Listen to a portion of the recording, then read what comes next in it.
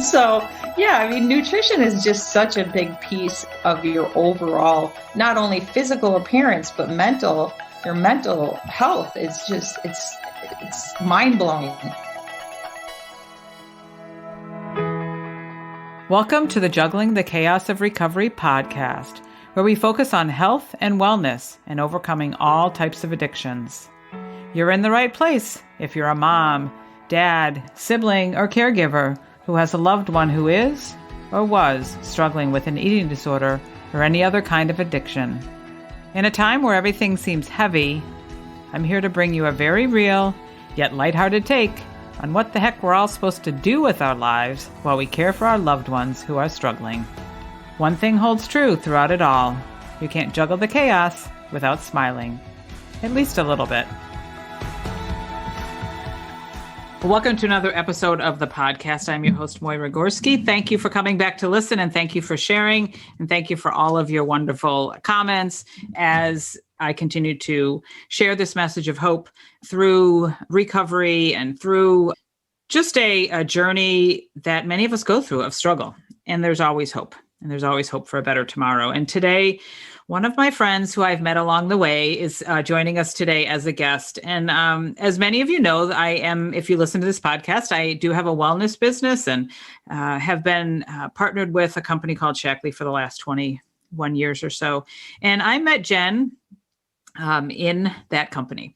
As many times happen when we're on trips or in meetings, I meet other people and we become friends and connected and things like that. And I've followed Jen. I knew that she had some struggles. I knew that I didn't see her with Shaklee for a while. She left Shaklee. She came back. She's been on a journey.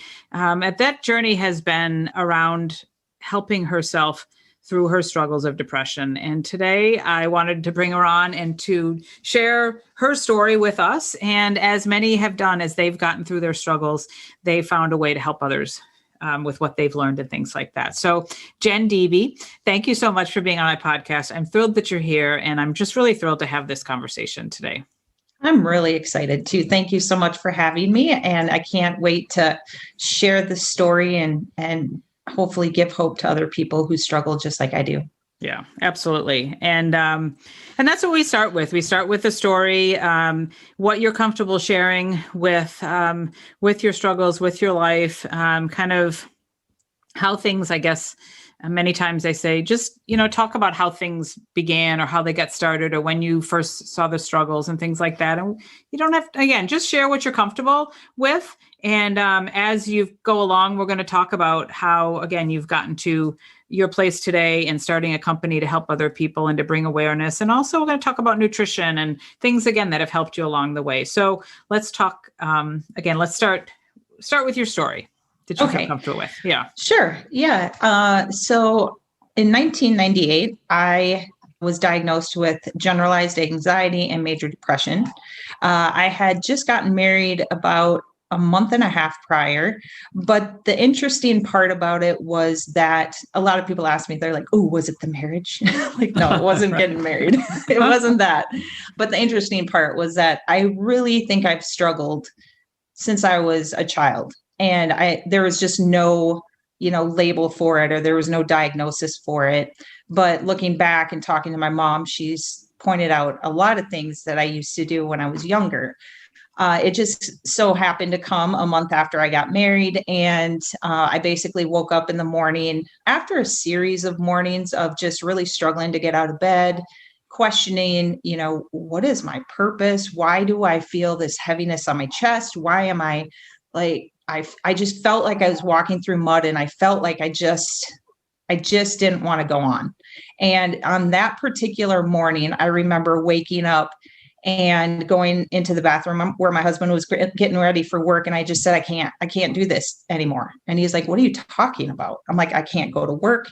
You can't go to work, because there's this overwhelming fear of death that just overcame me. Like, I felt like the second he walked out the door, he was going to get in a car accident, or if he left, I was going to die. Or it was a very dark feeling of just a lot of, darkness, a lot of death. He's like, you've kind of been going through this for a little while. You know that once you get up and get ready for work, You get to work, you're fine. Everything will be all right. I'm like, okay, okay, I'll try. But I really inside was thinking, no, I can't do, I really can't do this. He went to work and he said he'd call me when he got back. Well, I climbed back into bed and just lost it. I mean, I was uncontrollably crying. I didn't want to call into work and tell him I wasn't coming. I just literally didn't. I just wanted to shut the world off and not tell anybody anything. But something inside me told me that this wasn't a normal feeling to have, and that it was just so scary to feel that way, that I looked up the crisis hotline. And so I gave the suicide crisis hotline a call, and they were asking me questions and why do you want to call? And I said, literally, I want to get in my car and just drive past my exit of where I was working and just keep driving and drive off a cliff and let nobody know where I was. And they're like, okay, all right, we have help for you. So they immediately got me in to see the doctor right away. And I went through a series of tests and things. They basically just asked me a bunch of questions, and then proceeded to find me a therapist and then put me on a medication, which the hardest part with that was that because they don't test you, like blood work, they don't do any brain scans or anything like that. They just kind of prescribe what is the most popular that helps the most people. So that was a journey of several years of trying to find the right medication that would work for me. And basically every medication that I started on, you'd have to go for 8 weeks. If it wasn't working by then you'd have to wean yourself off of that one, and then they'd put you on a different one. So that was just a constant series of months on months. Throughout the year, though, however, I did end up having some times where I would feel okay. Wasn't feeling great, but I would feel okay. So I'd stay with that medication. And then, what I realized was over the course of a year, about 6 months out of the year, I would really be struggling hard. And there was a lot of reasons they thought that could have been. It could have been hereditary, which a lot of people in my family struggle with depression and anxiety. My dad, I believe, struggled. He passed away a year later, actually, with a brain tumor, but he was never diagnosed with it. However, every December, he went to the doctor thinking he was having a heart attack. And the doctor just kept saying, oh, it's stress. Nope, it's just stress. And so, but to us today, now it's like, oh, he was probably having panic attacks, or he was having, an anxiety attack. But back then we just didn't talk about that stuff. So that's kind of how my journey started, and finding the diagnosis of it. But another thing that they thought was possibly it was caused by food poisoning, because now they're talking about the gut and the brain, how they correlate. I started to look into more holistic therapies that would help with depression and anxiety. And they say a lot of the serotonin is created in your gut. And so I went to a more holistic route of foods and supplements. And that's why we ended up meeting each other through Shaklee, because I found that a lot of their supplements were helping, with that gut and serotonin connection. So, so it's just been a really long journey of trying to really figure out how to combat the whole depression, anxiety, even though I struggle still to this day. It's just the effects of it are a little bit lessened. Mm-hmm. Yeah. Yeah. And, what I've heard before, I heard from you and I've heard before from others is that that period of time that you have to just continue to try to look for medication, because everybody's different. You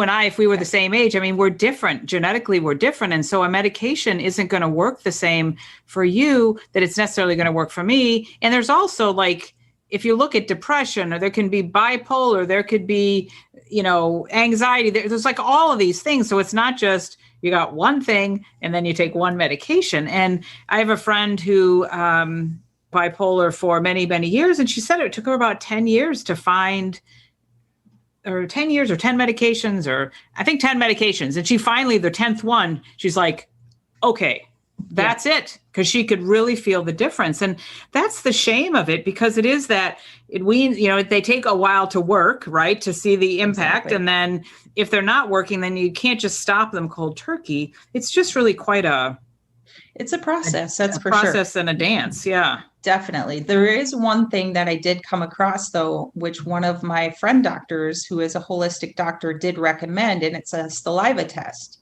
And so I was given that option to do a saliva test, and it helps you kind of determine which psychiatric drug would actually work with your body.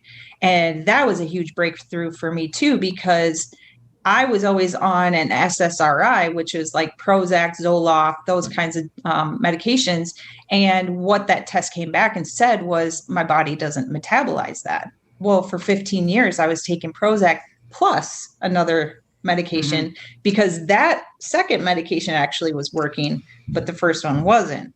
And so it was super eye-opening. And then once I was able to pinpoint that, then I could find the right category of drug that helped. And so that's been super helpful because now I know which one it is that works, And I think the other tricky part of it is that once you do find the medication, people find out that they feel really good. And then they're like, oh, I don't need to take it anymore. I'm normal. I feel normal again. Yeah.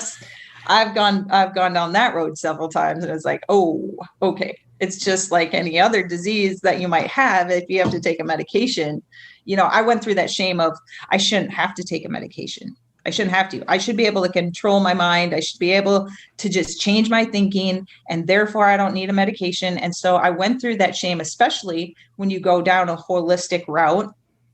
There's a lot of functional medicine doctors that don't necessarily believe that medications are the best option. And that can be a controversial topic to talk about. For me personally, I just feel like if I don't have it, it's not a very good quality of life. So I find that it's very beneficial for myself, but that's a personal journey for everybody to figure out. Right. And I think that that's the important thing to hear, is that it has to be your choice, and just to be educated enough to, again, look into things. I mean, I know with our daughter, we tried to do things naturally for a couple of years with her eating disorder and with her anxiety related to that, and different supplementation. And as one of the dietitians said to her, that's fine, but when you have some medication, it just kind of makes things a little bit easier. Yeah. When you're going through, you're processing through things or trying to make your changes or feel better. When you have a medication, it just kind of, gives you a little extra edge, right? Yeah, definitely. Little advantage to maybe not work as hard as you're doing whatever else you're doing. So, I mean, with my background in nursing and then in wellness, there's certainly a place for all of it. And I think, like my daughter had some genetic testing done too. And it points out, it sounds similar to that saliva test. It points out what things she shouldn't be taking, what things, are okay that, like you said, she'll either metabolize or do well with. And it kind of then it narrows it down, like keep these out. And then these are ones that you could try these hosts of, because there's all kinds of medications. So yeah. That's exactly right. I mean, we are all so completely different. So what works for me may not work for another person who's struggling. But one of my biggest missions is just to be able to talk about it so that the stigma of, the mental health, whether you're actually diagnosed or you're just going through a season in your life where you're going through depression or whatever it be. That's my biggest thing, is that we need to talk about it so that we can know that we're not alone, and we can say, oh, that worked for you. Well, maybe I'll try that. Or this didn't work for me, but it might work for you. I hate the definite things for people. I feel like there's so much out there where people are like, well, if you would just do this, then that would work. Or if you would just, if you would just go to bed sooner, or, all those things, you're like, but really though? I don't know if that would work for me. So it is a personal journey for sure. Well, and I've seen, because I've had, when you said, I just can't do this anymore. Like I've heard that in this house before. I've heard it from a couple of my children, not just my daughter, who people know about through this podcast, but through a few of my children. And I don't know what that feels like. Like I have had times where I've had a struggle in my marriage, or I've been on the floor, very hopeless, with my daughter struggling. I get that, but I've never had that like real feeling of like, I can't do this anymore. And so it's hard for, and me, the mother who's like, come on, kids, or I'm the positive one that saying, just do this and just do this and just do this. I've had my daughters tell me a few times, you know what, that's not helpful. It's really not helpful. And so because I haven't been there, that's why it's so wonderful when somebody like you, as you continue to go through it and you've learned that you can share that message with others because you've been there, I don't know what to do with that when somebody says to me, and I just get scared as a mom or a friend, like, they do. I mean, I wondered several times, if I would open the door to my son's room when I hadn't seen him for a while and if he'd be alive, I mean, it's a scary feeling, a place to sit in. And so I wonder about that, like with your husband. You met each other, you fell in love, you got married, but how did that, because I talk about those relationships here, because I know that with my daughter and I, it has been difficult. This relationship has changed throughout the year because of her struggles. Like, how has that been with your husband and, your relationship there? That has definitely, I mean, honestly, I felt so bad the month after we got married. And then this happened, I get this diagnosis and he's like, what is this? Like, so to think about the supporting person who has to now try to navigate and figure out what are the right things to say and what are the right things to do for you. We definitely have had our ups and downs, and I've been very, very blessed that he has stuck by my side because, I mean, my kids struggle too. I have a couple of them that really have gone through the depression and the anxiety and OCD, and even though I deal with it on a regular basis, it's almost hard for me to even know what to do sometimes because I'm the one that's depressed. Like, I know what to do for myself when I'm depressed. I don't know what to do for you because, like, I just, we just talked about everybody's so different. But I do know that definitely one of the things that I kept telling my husband when we were going through this in the early phases, I'm like, I don't want you to fix it. I know you're a fixer. Men typically like to be the fixer, but I don't want you to, because I just need somebody to listen to what I'm going through and then just hold me and just hug me and tell me it's going to be okay. And to just love me where I'm at. And then if I need more, then I'll let you know. But right now, because I can't even process why I'm feeling the way I'm feeling. And those thoughts are so dark. I literally feel like something overcomes you because it's not rational thinking by any means. Like, there is just no rational thought in there. You're thinking, if I speak up, somebody's going to think, they know right from the start I'm crazy. They think that I'm a lunatic, or, I'm just like, I don't want to talk to anybody because I'm typically that happy-go-lucky person. So if I'm not that, I don't want people to see me the other way. And so my safe space is at home. So when it is with my family, I don't want to be critiqued. I don't want to be told what I'm supposed to do, because I feel like even though I do need assistance in getting help, sometimes I need help to get to a therapist, or I need somebody to push me to go outside. It's a really delicate thing to work through. And so that's another part of it, is like, when I started this company, the other part of it is I'm organizing a 5K, and I want people to be able to be recognized as the supporters so that they can connect with other support people, because that's a hard role to live up to and know what to do. And there isn't a rule book out there that says, if you do these steps, this is going to fix everything. It's just not out there. So I have another one where people can pick a certain color and they can be the person that's recognized as the fighter. And so then you can connect with other people who may be struggling, or you can run in memory of someone, and that way you can connect.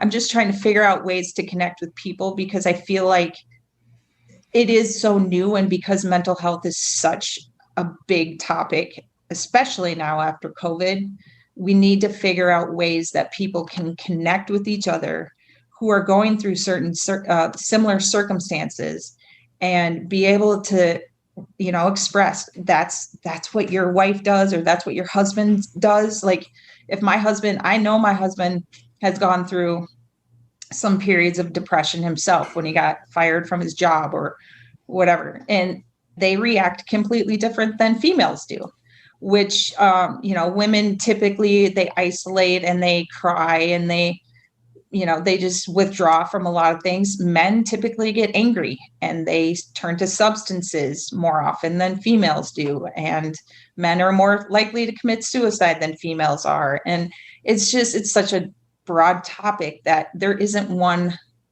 go-to, so. Mm-hmm.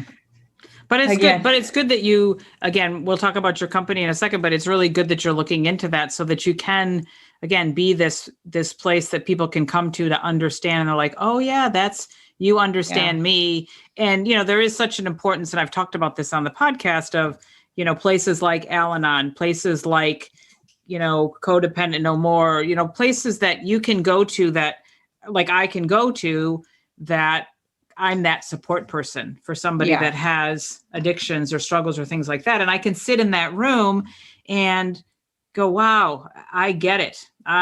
Thank you. I needed that today. Thank you. I needed that today, because I hear like, oh, they're going through the same thing that I've gone through. I wanted to ask you too, just because this made me think of it when you said it, like when my daughter's come home before, like after, like, as she's come out of treatment, we've talked about different, like words or like signals or things like that she, like if things were like, if it was the red, green, red, yellow and green light, or like things like that like she could tell us like, okay, I'm having a red light day, or I'm having a this, or are those things that you've kind of established with your family to, that are helping them know? Because I know, again, when there's crisis around, as the outsiders, you're like, what am I supposed to do? Yeah. But if there's that kind of like, okay, well, means this, like, let me just go cry, or let me go, like, have you established those with your kids and your husband? Yes. Over the years, I have definitely established some things, and they realize now, like if mom's in her room, laying in her bed, you have to kind of tiptoe in and say, are you feeling okay? Or are you on like this, you need a moment.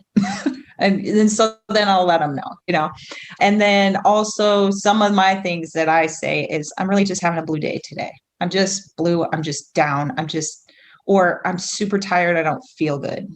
Those are some things that come up on a regular basis, just because if I don't feel good, it's mainly anxiety, probably is the case. It's like, my stomach's in knots. I don't feel good.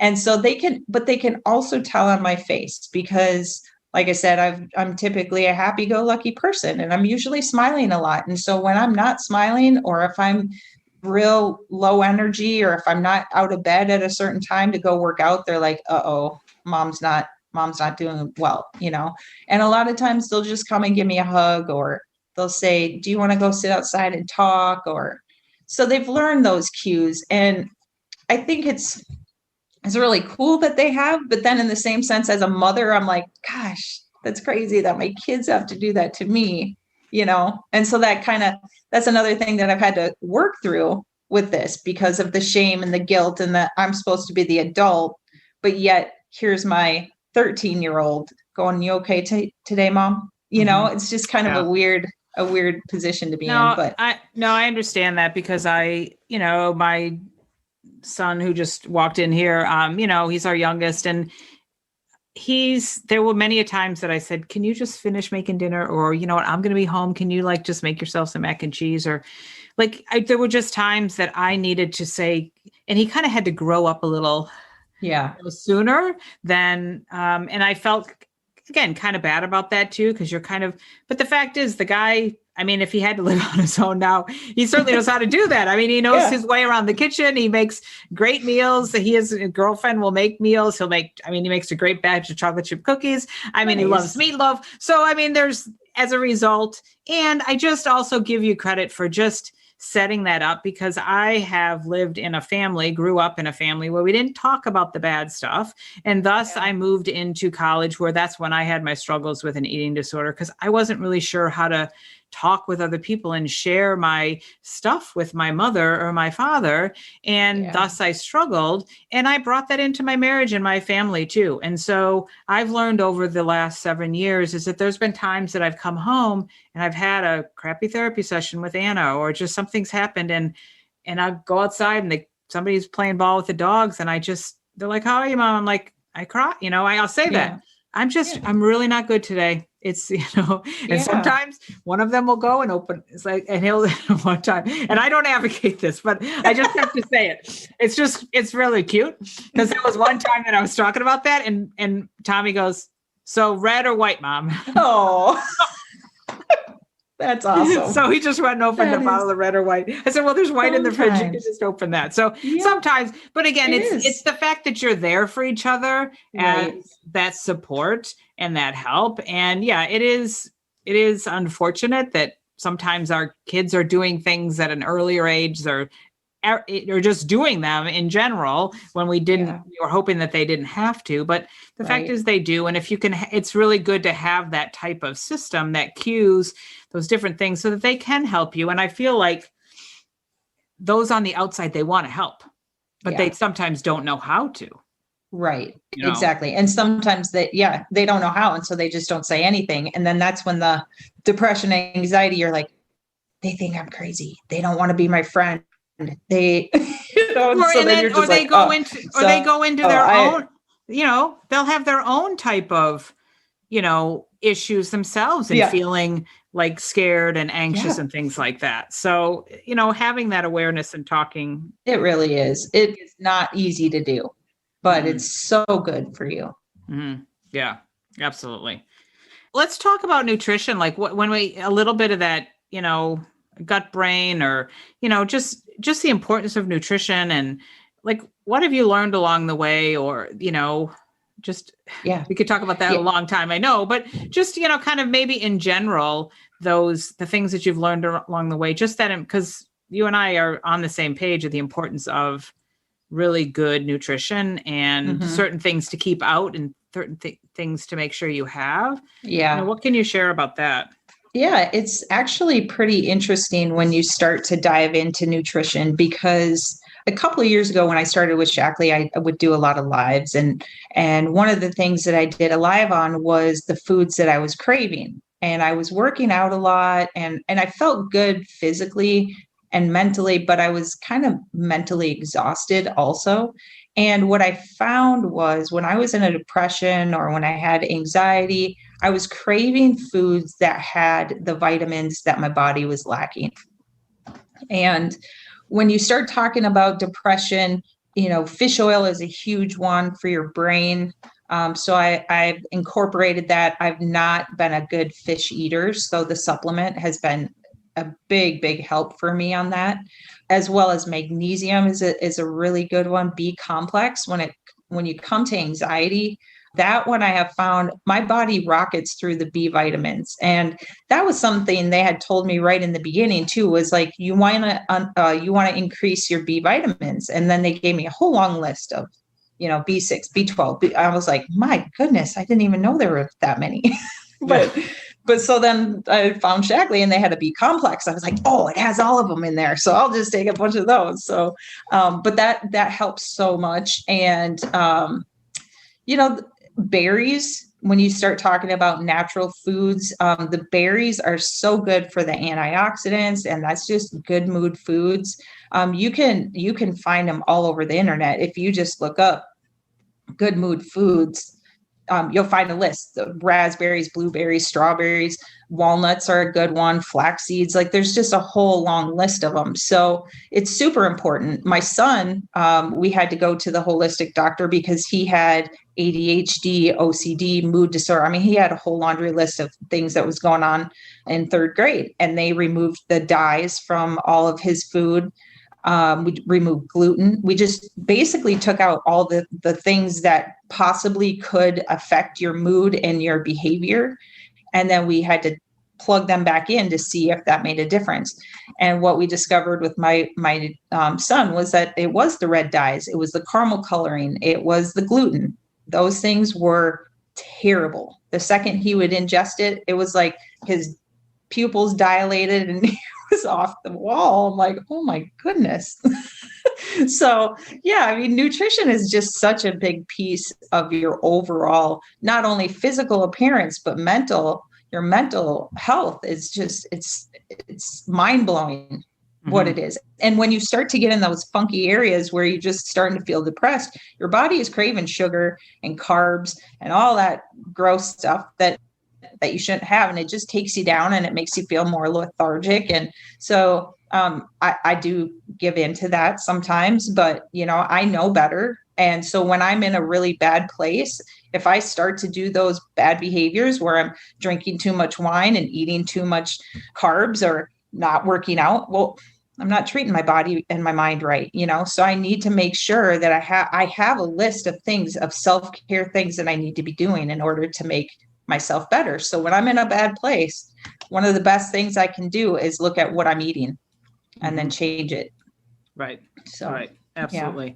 Now, have we talked about this? Maybe we should have talked about this before. I got to get somebody on to talk about this. Did we talk about like amino acid specific therapy? Did I talk to you about that? And I'll do another podcast on it because this has been very interesting to me and I don't know enough about it to speak totally to it, but I've been led to, through, again, meeting different people for this podcast. I was led to a gal who's a therapist, a doctor who I was connecting with for myself to perhaps do some specific therapy. And as I shared my story and whatnot, she said, we could do some inner child work. We could do some other things and things like that. But she says, I'd like to talk to you about like amino acid therapy and like specific, like we love, I know I love the protein shake that I drink. There's lots of, the 9 essential amino acids in there. There's, great nutrition in there. So that's great. But I said, but tell me more. And so she said, it's you taking specific amino acids, it's what it's doing is how she explained it to me is like, it helps to balance your brain and your brain chemistry. So there are certain amino acids, when you take them, they're precursors to serotonin or dopamine or things like that. So I think this could be a real help for you. And again, it has, because it's been a help for me. And again, what she explained to me as I went through and I talked about kind of my struggles, if you will, of late, and the fact that I wasn't sleeping well. And this was right after my mother passed. And again, I'm a happy person and all that, but there were times that I felt like, and especially after my mother passed, even though, I was okay with that. It's still very sad. I felt like there was this, ball that's like dragging behind me. And I was like, maybe I should get on an antidepressant. Maybe because again, I'm taking more B vitamins, more fish oil. Yeah. And I'm just looking for something that's just a little bit more. And I didn't know what it was. But again, I know that the universe brings wonderful people to me. And this gal has helped me tremendously because there's a couple of books. There's a gal named Julia Ross out of California, but it's called one of them is The Craving Cure, The Mood Cure, and The Diet Cure. And basically what she explained, and it's not a diet, it's an anti-diet thing, but it's what you're talking about. And that's why I feel like this maybe could help you, because it's about, like, if we think about it, if we have a car that has an engine that's a little bit not so, greased and a few screws loose and stuff like that, but we're giving it premium oil, premium fuel, like it's really not going to work the best. Right. Just like us, if our brain isn't exactly balanced, we can do all the fish oils, we can do all the meditation and the mindfulness and stuff like that.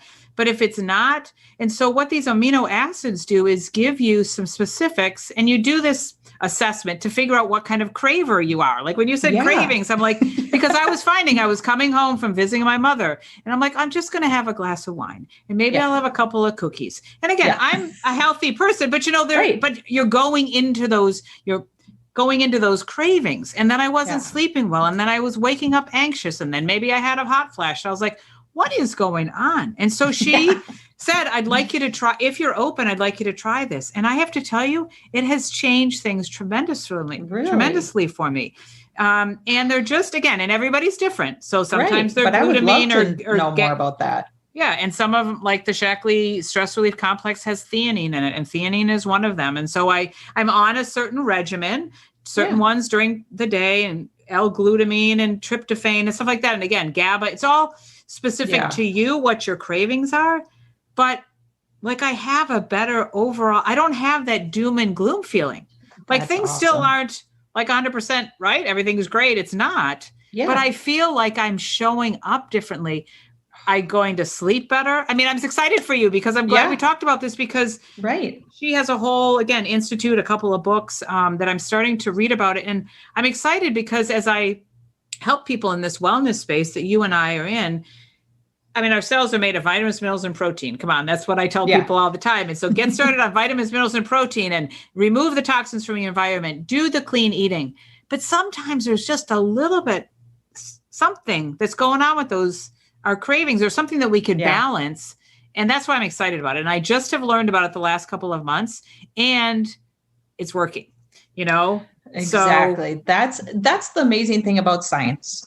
I just love that we are constantly evolving and figuring it out, because I mean, that's just it. That would be amazing to know what kind of amino acids would be helpful in those. And not to say that you shouldn't have a cookie or a glass of wine, of course, we're humans. I had one last night. Right. But, I mean, we got to enjoy life too, but it's when you're in those funky places where you're just like, okay, something's really not right. Something's off. And so if you can find something that's healthy, that can help those levels, whatever's going on, why not? Right. And that's great. Because it's at that, I think, at least for me, you get to that point that you're like, oh, screw it, I'll have another glass of wine, or I'll have another cookie. Like, it doesn't matter. Like, and again, I'm all about everything in moderation. But again, it's been very, and I'm the science geek. I love this science stuff. That's why I have the 2 books, and I'm starting to read them and really learn about them, because, and not that, again, I would say that I'm a big craver, but I was finding that there were these tendencies to, when I was more tired, I was going to this. And when I was more stressed, I was going to this. And even, it's not always just our foods or our drink. It's sometimes the things that we do, right? Yes, like absolutely. Our activities, are we doing too much going through Facebook or watching too much TV, or like those kind of activities. Again, I'm still learning about it. And I have to get Rebecca Grace on here to see if she'll let me interview her, or Julia Ross. Rebecca Grace is studying with Julia Ross, and I may start studying with her, because I think it's so fascinating, because again, I just want to help people feel better, because like I said, I woke up today, went to go work out, and she's like, how are you doing? I'm like, I'm good. But it's like one of those, like, I slept so well that, like, how when you wake up and you're like, yes, I feel good, but man, I slept really hard. And it's been but it's good. It's good. But it's been a long time since I've really had that. COVID really messed me up, with for real. Yeah. Right. COVID messed everybody up on so many levels. It's not even. I laugh about it, but it's really not funny. But if you can't laugh about it. Yeah, I know. We can't go back, but yeah. So let's talk about the future. Let's talk about the present, like what you're doing today. You talk about your company. You shared a little bit of that with me, happiness through grace. So, what are you looking to do with that, besides you're talking about the 5K and things like that? Tell us about that. So I know it's kind of a mouthful of words, happiness through grace, but it took a long time to come up with that name, actually. And I thought of it about 5 years ago, when I was in a really good, happy place. And it's usually, I don't know, something good happens and I'm like, oh, this is what I'm going to do. And I feel amazing and I'm going to keep doing this. And then a depression episode comes in and then all of a sudden I'm like, oh, I'm going to table that. But anyways, happiness. I started with happiness because I think that everybody deserves to have happiness. Not all the time. Of course, we have our ups and downs and everything. But in order to live a happy life, I think another important piece of that is giving yourself grace. And that is finding the ability to work through whether it be childhood trauma. I'm realizing a lot of trauma that I had as a child, that at the time I didn't view it as trauma. I was just a kid, doing my thing. But I've carried a lot of emotional baggage into my adulthood that I'm now processing. And to give myself grace to figure that stuff out, and then to do things that are beneficial to myself and to my family, and to live the life that really fulfills, my purpose. And so I started Happiness Through Grace to basically talk about mental health.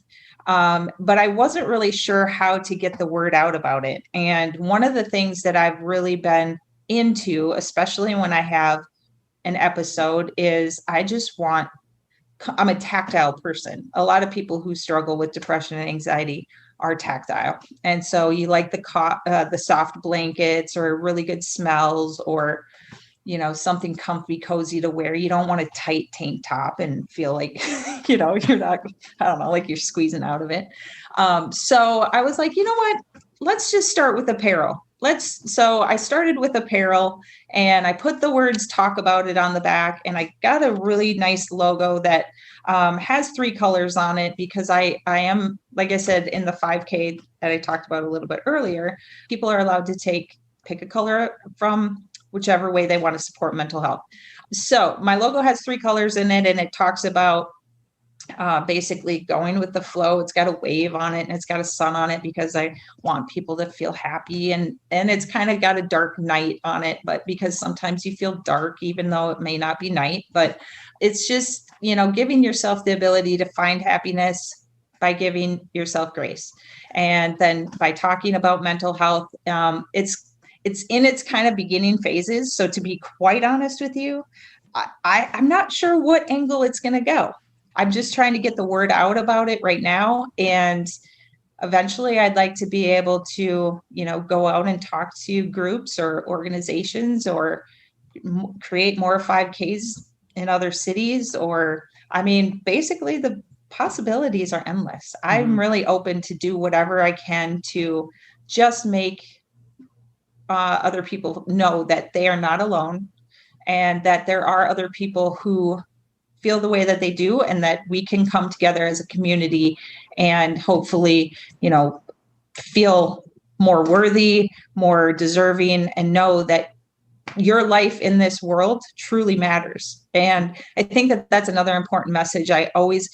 One of the areas of age groups that I want to focus on are the younger generation, because they currently, the number 2 cause of death for ages, I thought it was 18, but it's actually 10 to 35 is suicide. The number 2 cause of death. I'm like, dang, that is so sad, because you don't even know what life's about when you're 10, 18, 25. When I was 25 diagnosed, I'm like, what in the world? I didn't know what was to come. And here, a couple of years later, I had my first kid, and then I had 3 more. And now I have these amazing children. And life gets hard, but it always gets better. And I don't think that the younger people know that. And I really want to get out and talk about this stuff. And I know that there are a lot of older generations that don't necessarily believe that this is a thing. And so it's hard to talk about. And so I just have a really big passion for, getting out there and talking about it, so people don't feel alone, and that they know that they're a valuable piece in this world. Mm-hmm. So, yeah. Well, and I love that, just the soft clothing, like I feel like, so that they're comfortable with themselves, right? So they're comfortable in this environment of mental health or struggles or things, things like that.